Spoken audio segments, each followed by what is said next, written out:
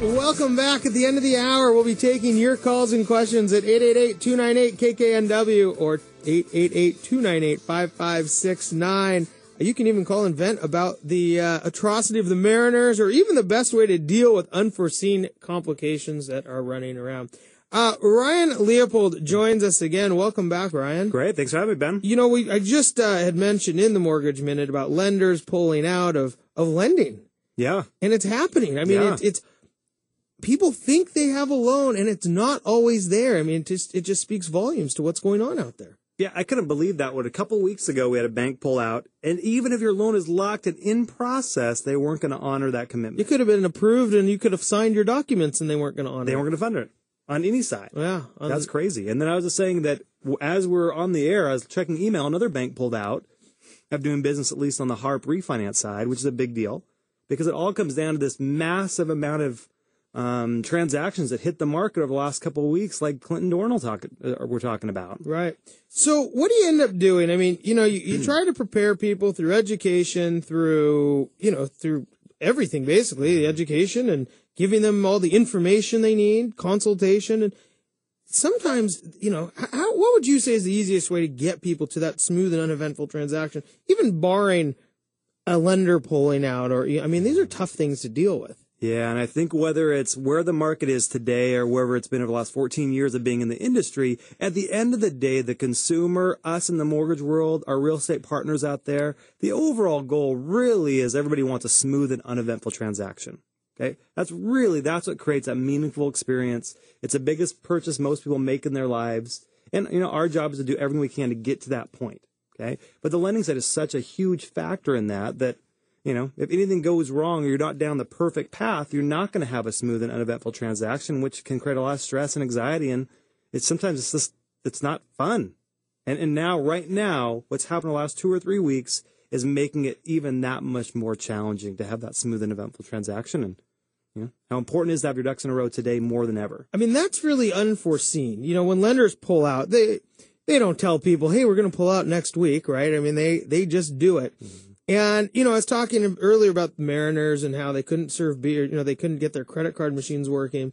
This is kind of that same thing. People show up, they're ready to buy something, and they can't.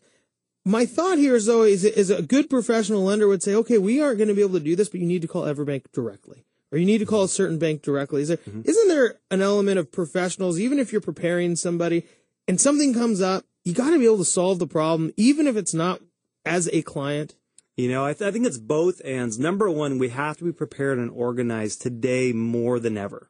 And we have to have backup plans available, without a doubt, even if it's us not doing the mortgage or if it's working with another lender who can actually accomplish the goal.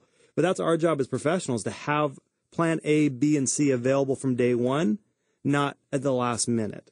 So I think today the professionals have, at least on the mortgage side, have to have those options available for the clients and have them ready to go. And from the client side, they have to be more organized and structured and prepared today more than they ever have been, simply from the changes that have happened. And, clients can control this experience they have if they make the right decisions now. Well, I think Clint would tell you that immediately, right?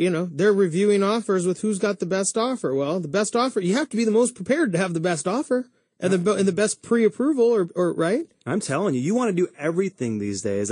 From my perspective, I would say you want to have 100% prepared pre-approval package in place with all supporting documents.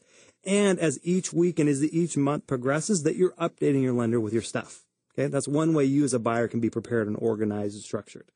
Number two, you simply want to have communication with your partners, and when you're making offers, that you maybe work back to the day of having a really good cover letter on the offer, explains how qualified they are, how much they love the house and they can't wait to raise their family there, and anything to get that seller more motivated to take that buyer. And then I think on our side, if we just talk with the listing agent and let them know that we're handling the deal, we know what we're doing, and they're a great qualified buyer, that they have nothing to worry about.